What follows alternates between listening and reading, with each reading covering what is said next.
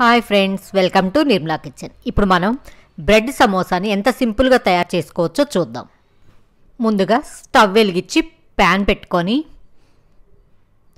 2 table spoons నూనె,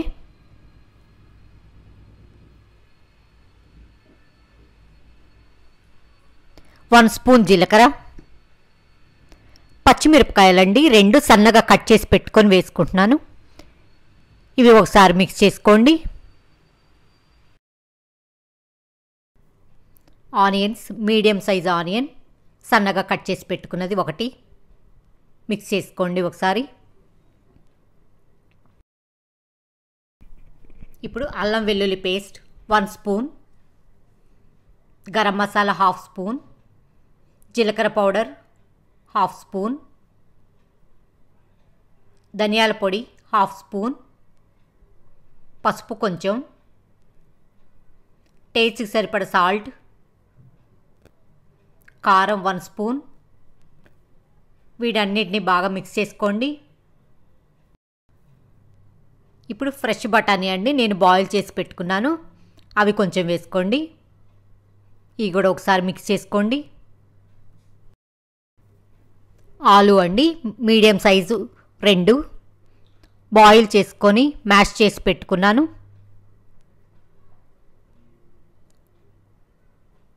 అది కూడా ఇప్పుడు బాగా మిక్స్ చేసుకోండి, ఆ మసాలా మొత్తం బాగా పట్టేటట్లు.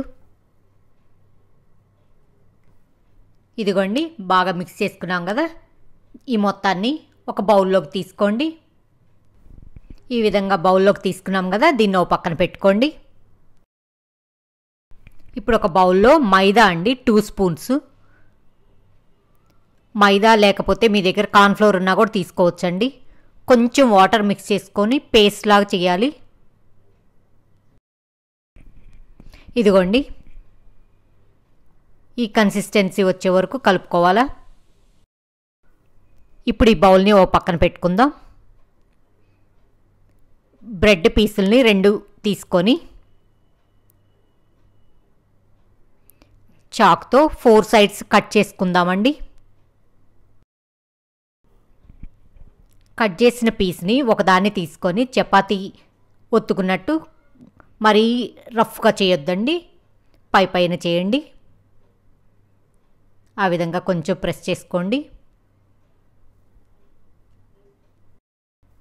ఇప్పుడు ఈ బ్రెడ్ని 4 సైడ్స్ అండి కొంచెం ఈ విధంగా కట్ చేసుకోండి.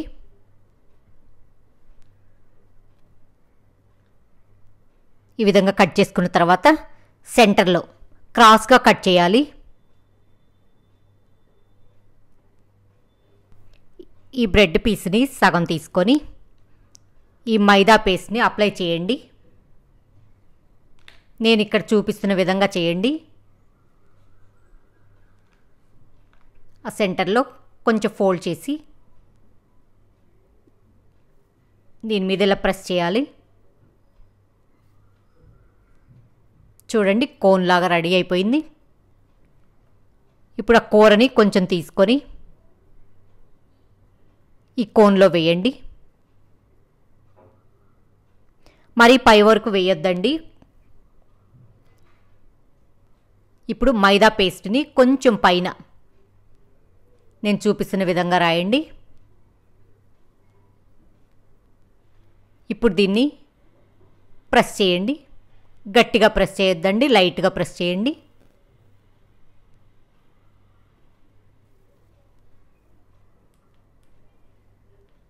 అంతేనండి, సమోసా రెడీ అయింది. చూడండి ఇదే విధంగా అన్ని సమోసాలు రెడీ చేసుకుందాం.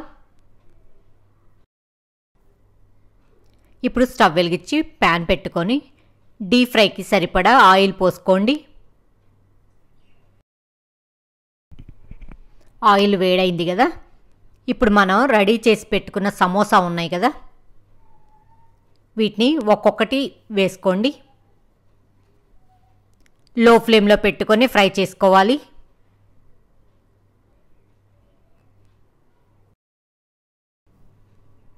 రెండో వైపుకి టర్న్ చేసుకోండి.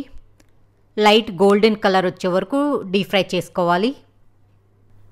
ఇదిగోండి ఫ్రై అయింది కదా, ఇప్పుడు ఒక సర్వింగ్ ప్లేట్లోకి తీసుకోండి. ఇదే విధంగా అన్నీ ఫ్రై చేసుకుందాం. ఈ విధంగా సర్వింగ్ ప్లేట్లోకి తీసుకున్నాం కదా. ఈ బ్రెడ్ సమోసా చాలా టేస్ట్ ఉంటుందండి, మీరు ఒకసారి ట్రై చేయండి.